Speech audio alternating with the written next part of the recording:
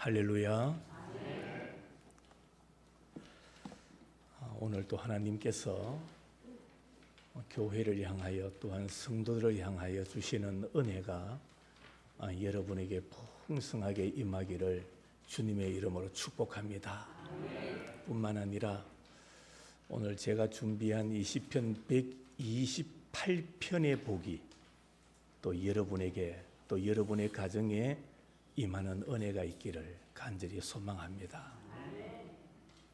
시편 128편은 우리가 잘 아는 내용이고 또 익히 암송도 하는 성경 가운데 한 곳이지요. 시편 128편을 보면은 처음 어떻게 시작하느냐? 복이 있는 사람, 복 있는 사람으로 시작을 합니다. 그리고 4절 마지막에 보면은 복을 얻으리라는 말씀으로 끝이 나지요. 복으로 시작해서 복으로 그 말씀을 끝맺는 시편 128편이에요. 그 가운데 2절과 3절 말씀에 보면은 성도가 그리고 성도의 가정이 누릴 복이 뭔가 그 복의 내용을 아주 상세하게 그리고 간단하고 쉽게 우리에게 말씀해 주고 있습니다. 오늘은 어버이 주일입니다. 보통 어버이 주일이 되면은 부모에게 효도하자, 부모에게 순종하자, 부모의 마음을 편하게 해드리자, 그런 내용들로 말씀을 저도 많이 전했습니다. 그러나 오늘은 우리는 부모입니다. 부모로서 어떻게 우리 가정을 복 있는 가정으로 만들어 갈 수 있을까? 어떻게 해야 우리 가정이 하나님께서 기뻐하시는 복된 가정이 될 수 있을까?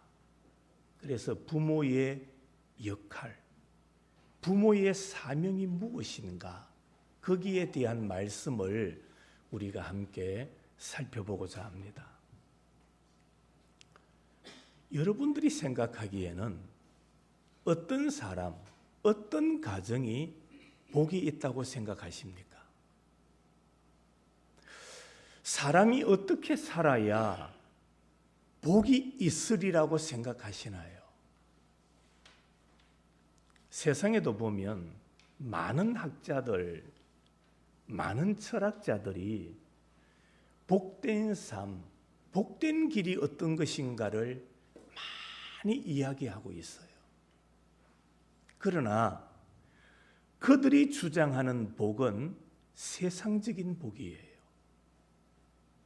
영원한 복이 아니에요. 성경에서 우리에게 가르쳐 주시는 길은 영원한 은혜요, 영원한 복인 줄로 믿으시기를 바랍니다. 그러면 어떤 가정이 복이 있는 가정일까? 어떻게 우리 가정을 복 있는 가정으로 만들어 갈 수 있을까? 거기에 대한 가르침이 오늘 1절에서 이렇게 시작합니다. 여호와를 뭐하며? 경외하며. 여호와를 경외하며. 복 있는 가정은 어떤 가정이냐? 여호와를 뭐하는 가정? 경외하는 가정이라 해야 된다. 여호와를 경외하라. 여기 여호와를 경외한다라는 말은 하나님께 절대 복종, 하나님을 절대적으로 신뢰하는 것, 그것이 바로 여호와를 경외하는 것입니다. 그러니까 복이 있는 가정은 하나님에 대한 경건한 두려움을 가지고 자신의 삶을 온전하게 주를 의지하며 살아가는 삶, 그것이 바로 하나님을 경외하는 거다. 여러분에게 다시 한번 질문합니다. 누가 하나님을 경외하는 사람일까요? 하나님을 경외하는 사람은 자신의 삶을 온전하게 주를 의지하며 사는 사람. 내가 생각하기에 가정에 큰 문제든 아니면 자그마한 문제든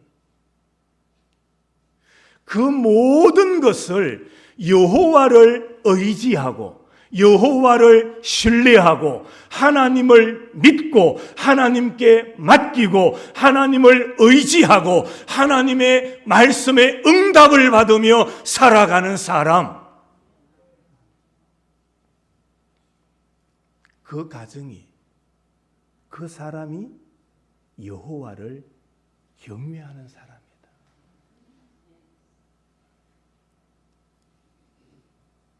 여러분, 우리가 사는 이 세상에 사람들이 의지할 것이 있어요, 없어요? 있습니까, 없습니까? 대답해 봐요. 사람들이 의지할 것이 있어요, 없어요? 거짓말하지 마세요. 이 세상은 사람들이 의지할 만한 것들이 엄청나게 많습니다. 오늘도 사람들이 그것을 의지하며 살아가고 있잖아요. 대체적으로 보면 물질을 의지해요. 물질이 있으면 얼굴이 환해집니다. 물질이 있으면 얼굴에 웃음이 막 돕니다. 그런데 물질이 없어 봐요. 무슨 상을 해요? 죽을 상을 하고 있는 거예요. 물질이면 다 되는 줄 알고 많은 사람들이 물질을 의지하며 살아요. 권력 참 좋죠. 많은 사람들이 권력을 의지해요. 여러분, 선거를 앞두고 있지요. 왜 그 사람들이 길거리에서 명패를 들고 지나가는 차량, 지나가는 분들에게 고개 숙이고 인사하고 손 흔들고, 그거 진심인 것 같아요. 어때요? 뭘 얻으려고? 권력 얻으려고. 사람들이 그렇게 권력을 좋아하는 거예요. 여러분, 교인들도 똑같습니다. 주보에 내가 지난주에 헌금을 했는데 내 명단 빠져봐요. 교회 사무실에 전화하고 찾아와서 내 이름 왜 빠졌어요, 목사님? 내 이름 왜 빠졌어요? 목사님, 내 미워해요. 이러고 있는 거요.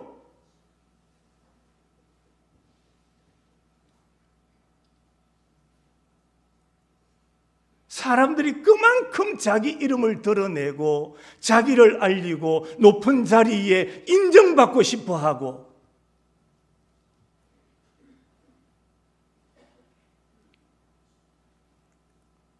또 어떤 이들은 자식을 의지해요. 자식에게 목숨을 걸어요. 모든 시간을 자식에게 올인해요. 여러분, 잘 기억하세요. 세상의 것들은요, 의지할 것이 못 돼요. 왜?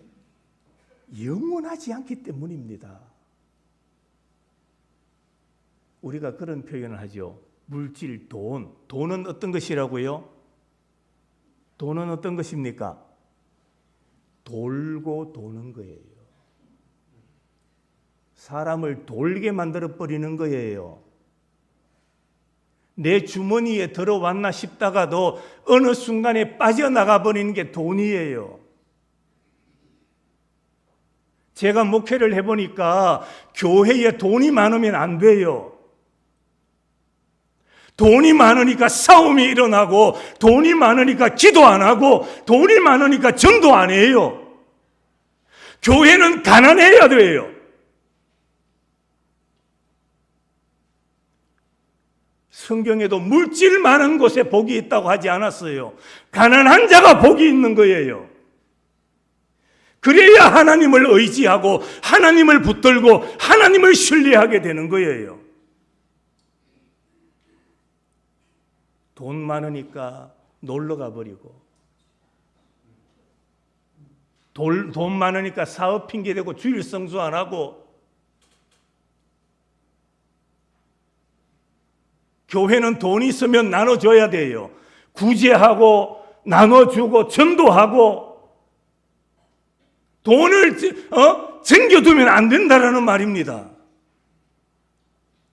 그러면 거기서 분쟁이 일어나는 거예요. 돈을 의지하다 보면 교회가 신앙을 잃어버리게 되는 거예요. 왜 그걸 몰라요?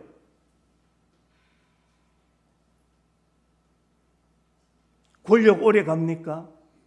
저렇게 인사하고 있어도요, 몇 년입니까? 4년입니다. 내려와야 돼요.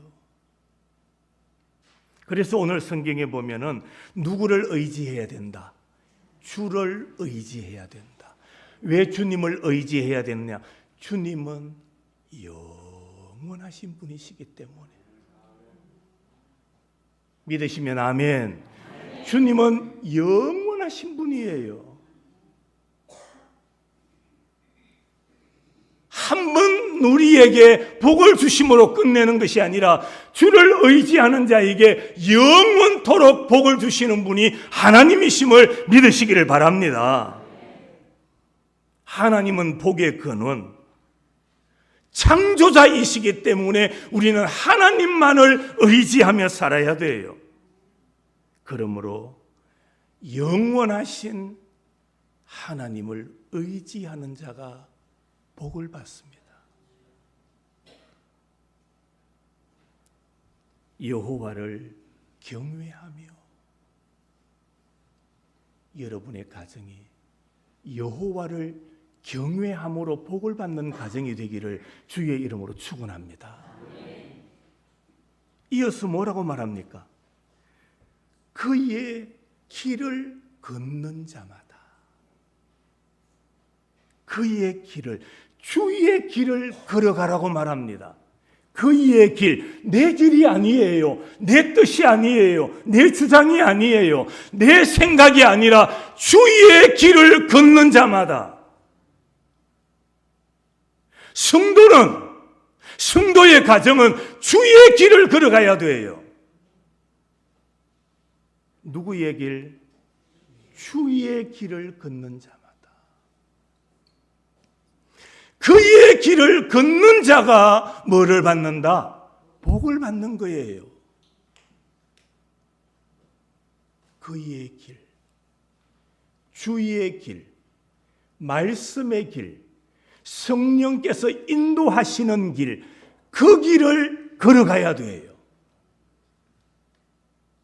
아무리 세상에서 날 따라오라, 날 따라오라, 날 따라오면 내가 너희에게 복을 줄게, 잘 되게 할게, 내 따라오면 잘 될 거다, 거기에 속지 말고 그 길 걸어가지 말고 누구의 길을? 주의 길을 걷는 자마다 주의 길을 걸어가야 돼요.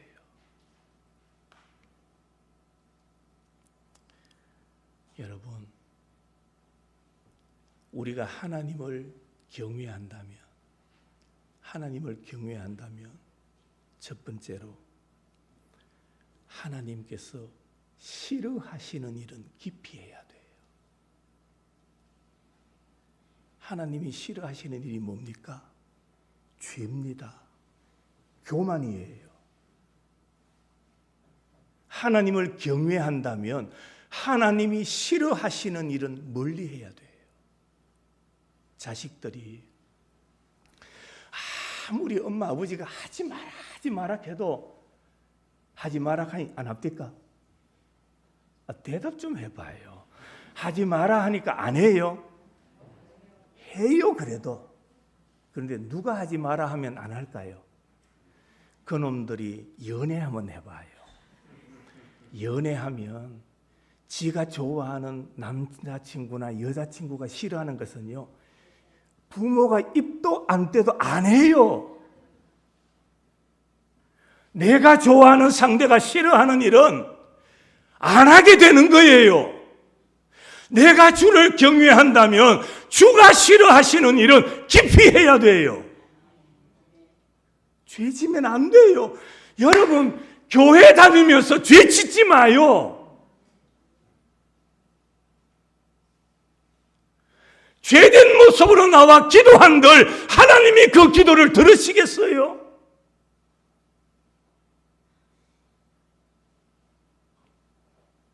교만하면 안 돼요. 교회는 나이에 상관없이 먼저 고개 숙여야 돼요. 성도는 제가 사투리를 좀 써서 이야기하겠습니다. 알라가 돼야 됩니다. 머리가 허연 어르신이라도 교회 오면 뭐가 돼야 돼요? 알라가 돼야 돼요. 어린 아이가 되셔야 돼요. 하나님 앞에 어린 아이가 되셔야 돼요. 어린 아이는 체면이 없어요. 좋으면 그냥 좋은 거예요.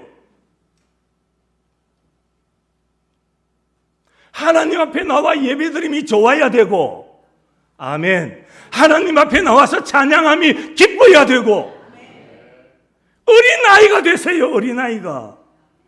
뭔 체면 차려요 하나님 앞에서. 내 나이가, 하나님 앞에서 내 나이가 무슨 상관이 있어요.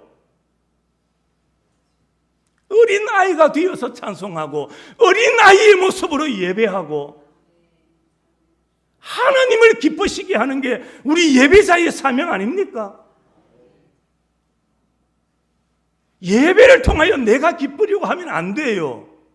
우리 개혁주의의 사상이 뭡니까? 예배는 하나님께 영광, 하나님을 기쁘시게 하는 것. 사람의 제1되는 목적은 하나님께 영광 돌리고 하나님을 기쁘시게 하고, 그러면 우리 사명은 끝나는 거예요. 내 체면, 내 자랑, 내 이름, 내 명예, 그건 개혁주의 신앙이 아니에요.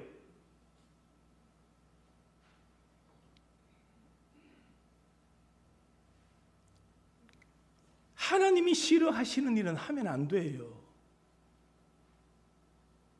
누가 싫어하시는 일? 오늘따라 대답이 괜찮으신데, 제가 이 강대상에서 설교를 해도 좀 더워요.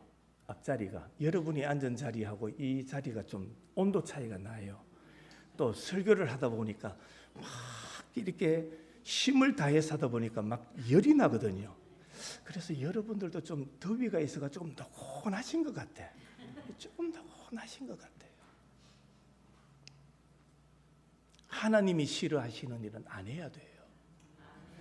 이 말씀 듣고 이 자리에서 나갈 때부터 여러분들은 하나님이 싫어하시는 일은 안 해야지 다짐하고 각오하고 명심하고,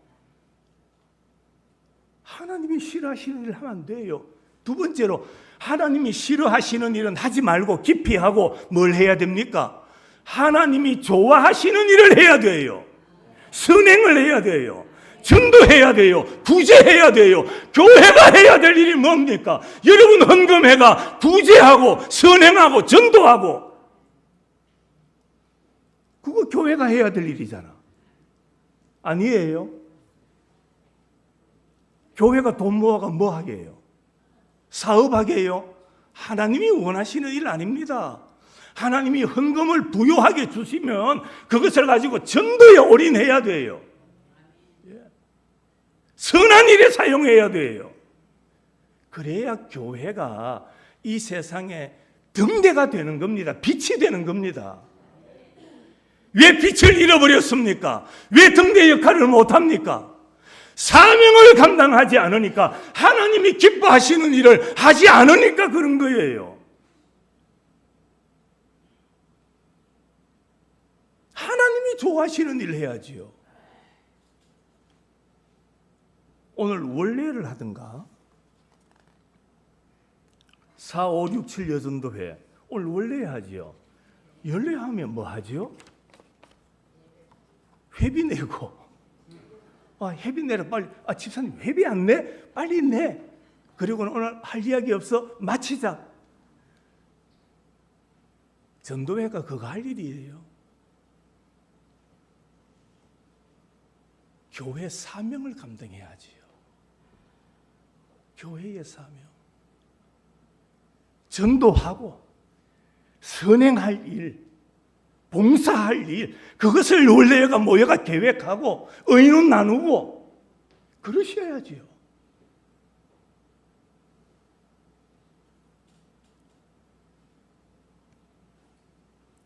선을 행하며 살려는 노력, 한두 번으로 끝나면 안 돼요. 우리 평생 추구하면서 살아야 할 삶의 방식이에요. 평생 우리는 예수 복음을 가진 자로서 선을 행하며 살려고 애써야 되는 거예요. 노력하셔야 돼요. 죄는요, 가만히 있어도 배워요. 죄는 가만히 있어도 배웁니다. 나쁜 짓은요, 가만히 있어도 들려와요. 그래 배운다니까요. 그런데 선한 일은 뭐 해야 됩니까? 힘써야 돼요. 노력 안 하면 안 돼요. 좋은 일, 아름다운 일, 행복한 일, 기쁜 일, 소문날 일은 힘쓰셔야 돼요.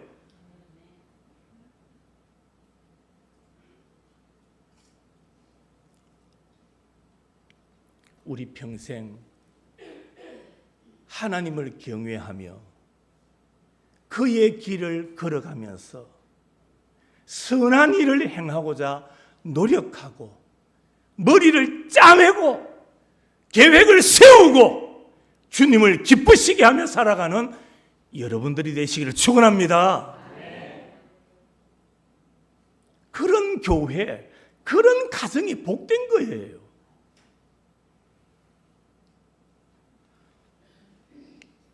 이렇게 하나님을 경외하고 하나님의 말씀을 따라 살아갈 때 하나님께서 그냥 내버려 두시지 않아요. 이런 자들에게는 하나님이 반드시 수고한 대가를 주십니다.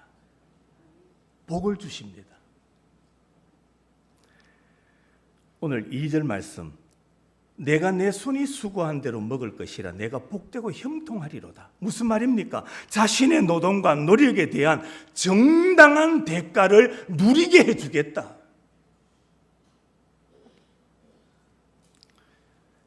속고 속이는 세상, 죄가 가득한 세상에서는 사람이 노력하고 수고한 만큼 대가를 얻지 못할 때가 많습니다.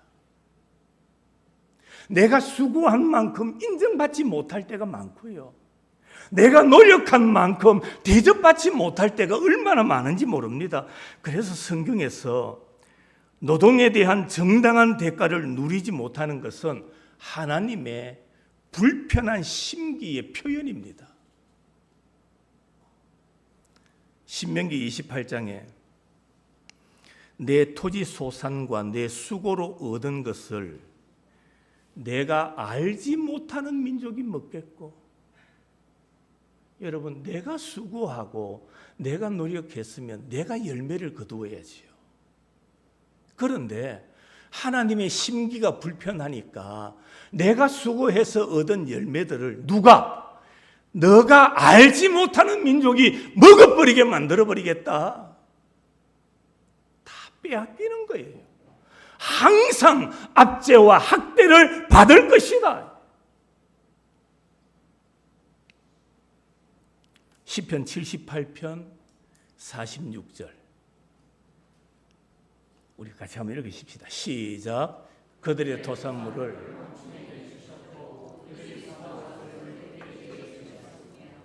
보세요. 그들의 토산물을 누구에게 주고? 황충에게. 그들이 수고한 것을 누구에게? 메뚜기에게. 다 빼앗기고 다 잃어버리게 만드시는 거예요. 시편 109편 11절. 고리대금하는 자가 그의 소유를 다 빼앗게 하시며 그가 수고한 것을 낯선 사람이 뭐하게 하신다? 탈취하게 하신다. 다 빼앗겨 버리게 만드신다.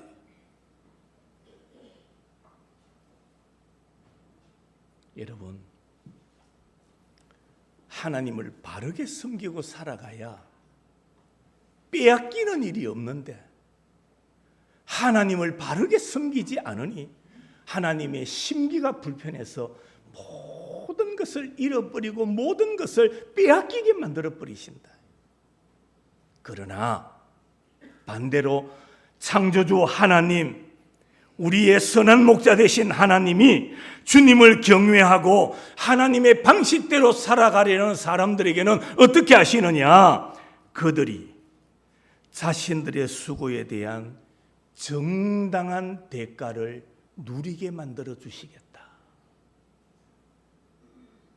내가 수고하여 땀 흘린 것을 인정받게 만들어 주신다.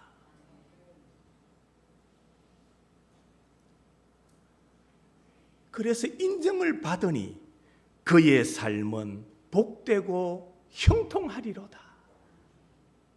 여기 형통하다, 이 말은 좋은 일들이 많이 일어난다, 이 말입니다. 하나님을 경외하고 그의 길을 걸어가는 자들은 좋은 일들이 많이 일어날 것입니다. 여러분, 이 복음성을 아시나요? 하나님을 아버지라 부르는 자는, 그 다음 뭡니까? 좋은 일이 있으리라, 많이 있으리라. 우리 서로 사랑하며, 그 다음 뭡니까? 뜨겁게 사랑하면 좋은 일이 있으리라, 많이 있으리라. 주님을 경외하고 하나님을 아버지라 섬기며 살아가는 가정, 하나님만을 경외하며 그의 길을 걸어가는 자들에게는 하나님께서 좋은 일들이 많이 일어나게 해 주실 줄로 믿습니다. 이런 복을 우리에게 약속하고 계시는 거예요. 뿐만 아니라 두 번째 복이 뭐냐? 행복하고 번성하게 된다라고 말합니다. 오늘 3절 말씀입니다. 내 집 안방에 있는 아내는 무엇 같으며? 결실한 포도나무 같으며, 내 식탁에 둘러앉은 자식들은 어린 감람나무 같으리로다. 자, 보세요. 복 있는 가정은 어떠냐? 복 있는 가정의 모습은 어떠하냐? 아내를 무엇으로? 포도나무로, 자식들은 감람나무로. 왜 포도나무로, 감람나무로 비유하고 있을까요? 당시의 포도나무와 감람나무는 번성과 번영의 상징이었기 때문입니다. 여러분, 내 집 안방에 있는 내 아내, 한번 생각해 보세요. 내 집 안방에 있는 내 아내, 이것은 하나님의 가장 큰 축복입니다. 이때는 여성들이 아멘 해야지. 내 집 안방에 있는 내 아내는 하나님께서 그 가정에 주신 복인 거예요. 예? 그걸 놓쳐버리고 사는 거예요. 그걸 잃어버리고 사는 거예요. 여러분, 어버이 주일을 맞이해서 우리의 사명이 뭐냐? 내 집 안방에 있는 내 아내는 하나님께서 주신 복임을 믿으시기 바랍니다. 그걸 깨달아야 돼요.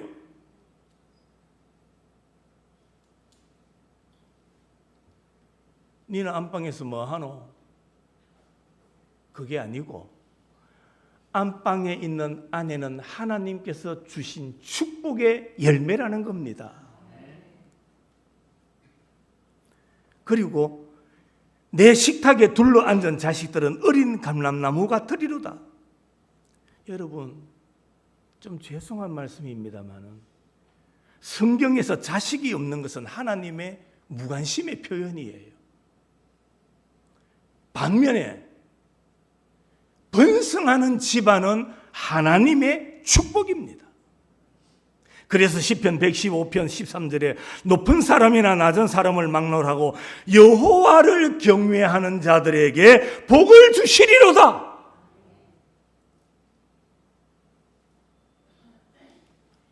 아내와 자식이 있어야 가정이 형성될 수 있는 것처럼 고대 근동에서는 포도나무와 감람나무가 있어야 생명을 유지할 수 있었던 겁니다. 뿐만 아니라 왜 아내와 자식을 포도나무, 감람나무로 비유했느냐? 이 나무들은 메시아 시대와 연관된 축복이에요. 주님과 관련되어 있다라는 말입니다. 그러므로 포도나무, 감람나무 아래에 있다라는 것은 평화를 의미하고 번영을 의미하는 상징인 거예요. 가정에 안방에 아내가 있고 식탁에 자식들이 둘러앉아 있다.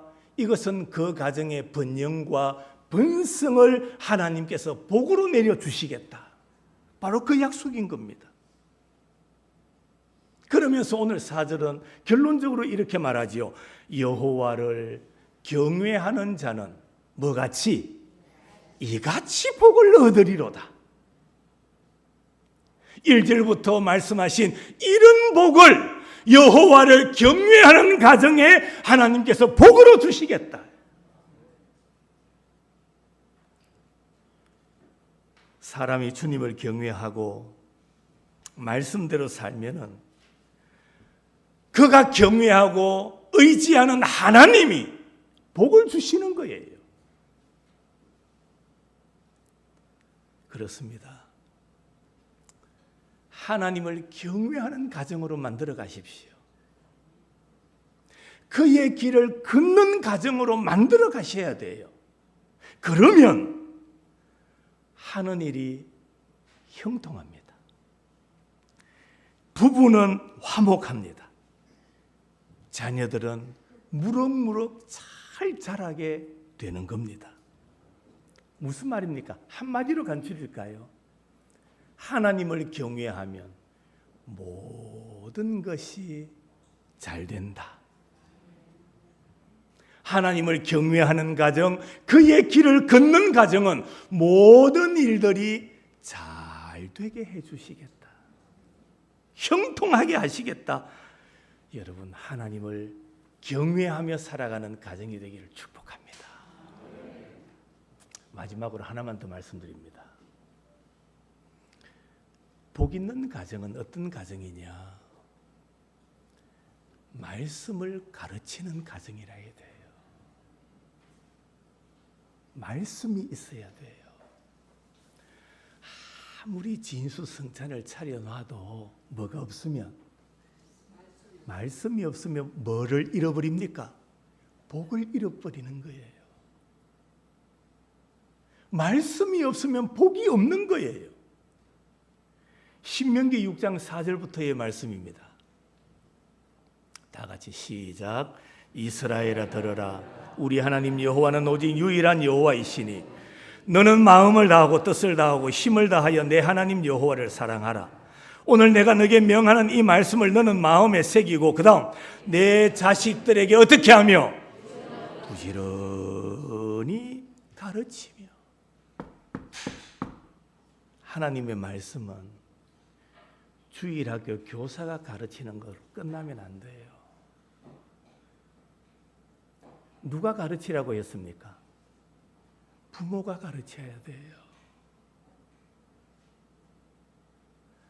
하나님의 말씀은 부모가 가르치셔야 돼요. 한 번 더 말씀드립니다. 하나님의 말씀은 주일학교 교사가 10분, 20분 공강 공부하는 걸로 끝나는 게 아니라 누가 가르쳐야 된다? 부모가 가르치셔야 돼요. 성경의 말씀이잖아요. 내 자녀에게 부지런히 가르치며 집에 앉았을 때에든지 길을 갈 때에든지 누워 있을 때에든지 일어날 때에든지 이 말씀을 뭐하라? 강론하라. 여러분이 오늘 하나님의 말씀을 들었습니다. 배웠습니다. 잘 메모하고 잘 기억해놨다가 이 말씀을 자녀들에게 가르쳐야 돼요. 강론해야 돼요. 그게 부모 사명입니다. 그게 부모의 역할입니다. 한국교회가 그걸 잃어버렸어요. 한국교회가 그러지를 못했어요. 신앙교육은 누가 한다고 생각했습니까? 교회가 한다. 누가? 주일학교 교사가 한다라고만 생각했던 거예요.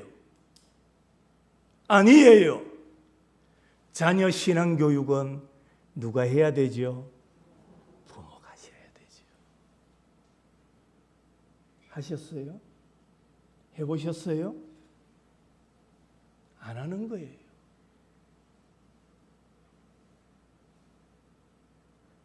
자녀 신앙교육은 부모가 하셔야 돼요. 내 아들, 딸, 내 손자, 손녀가 있거든. 여러분이 주일학교 교사가 되셔야 돼요. 여러분의 삶이 바르고 올바라서 그 살았던 삶을 가지고 자녀들에게, 후손들에게 말씀으로 가르치셔야 되는 거예요. 그게 부모 사명입니다. 부모가 해야 될 일이에요. 안 했어요. 안 했어요. 맞아요, 아니에요? 하셨어요, 안 하셨어요? 안 했어요. 신앙교육은 교회에서만 하는 줄 알고 부모는 하는 것이라고 생각 안 했던 거예요. 부모가 신앙교육을 하려면 부모의 신앙이 올바라야 돼요. 여호와를 경외하고 그의 길을 걸어가야 돼요. 그것을 여러분이 살아야 되고 그 모습을 자녀들에게 보여주셔야 돼요. 그래야 교육이 되는 거예요. 말씀을 가르치라. 이 말씀을 너의 마음에 새기고 자녀에게 부지런히 가르치며 이 말씀을 앉았을 때든지 누웠을 때든지 언제든 강론해라. 가르치라. 가르치라. 누가? 부모가.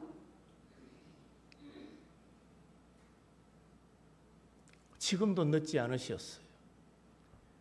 지금이라도 가르치십시오. 지금이라도 가르치십시오. 아멘 할 때까지 할 겁니다. 지금이라도 가르치십시오. 지금이라도 강론하십시오. 누가? 여러분, 부모가 누가? 내가. 여러분, 내가 가르쳐야 돼요. 여러분이 안 가르치는데 여러분 자녀 신앙교육 누가 책임져 줍니까? 여러분이 여러분의 자식들을 위해서 기도 안 하는데 새벽을 깨우며 기도 안 하는데 누가 그 자식 위하여 기도해 줍니까?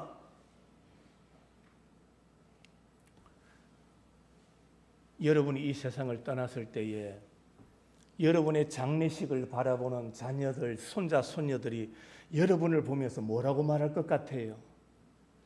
우리 할아버지, 우리 할머니는, 우리 아버지, 엄마는 새벽마다 기도하시고 새벽마다 눈물 흘리시고 새벽마다 우리 머리에 손 얹고 기도해 주시고 그런 우리 할아버지였어, 그런 우리 할머니였어, 그런 우리 부모님이었어. 그런 모습을 보여주셔야지요.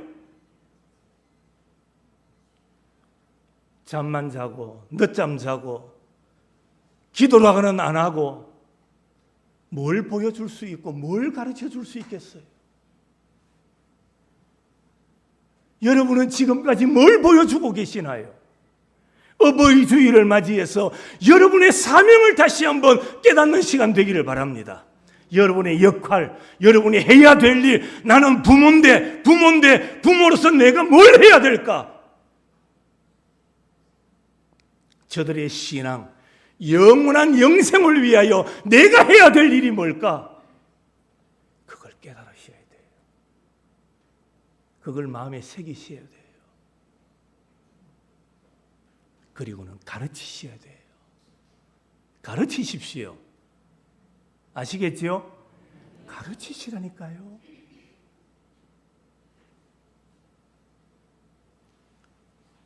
머리 조금 크면요, 말 안 들어요. 이거 크면 말 안 들어요. 맞죠? 이거 크면 말 안 들어요. 그래도 성경의 말씀을 따라 우리는 가르쳐야 돼요. 가르치셔야 돼요. 강론하세요. 여러분들이 교인들 앞에서 뭐 설교하려고 하지 말고 자녀들 앞에서 가르치십시오. 자녀들 앞에서 강론하십시오. 그게 성경의 가르침인 거예요. 성경의 명령인 거예요.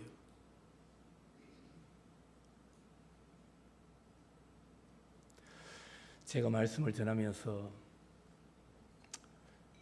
여러분 한 분 이렇게 제가 보면서 설교하잖아요. 마음에 감동을, 성령께서 감동을 주시는 분이 좀 계세요. 꼭 그것이 여기서 받은 감동으로 끝나지 마시고 돌아가시거든 가정에서 가르치십시오. 분명히 하나님께서 그 자식들에게 복을 주실 겁니다. 여러분의 가정에 은혜 베풀어 주실 겁니다. 왜? 말씀을 따라 순종하면 하나님의 복이 임하거든요. 그게 부모 사명입니다. 부모가 해야 될 일이에요. 목사가 설교하는 것으로 끝나는 게 아니고요. 주일학교 교사가 분반 공부 잠시 하고 끝남으로 신앙교육 다 끝나는 게 아니고 다 되는 게 아니고 가들은요, 아이들은 24시간 7일 동안 밖에 지내다가 그 1시간도 채 지각하면 1시간도 안 돼요. 잡담 좀 하다 보면 또 시간 빼앗겨요. 휴대폰 아이들 몇 번 만지다 보면 또 시간 빼앗겨요. 신앙교육 받는 시간 30분도 안 돼요.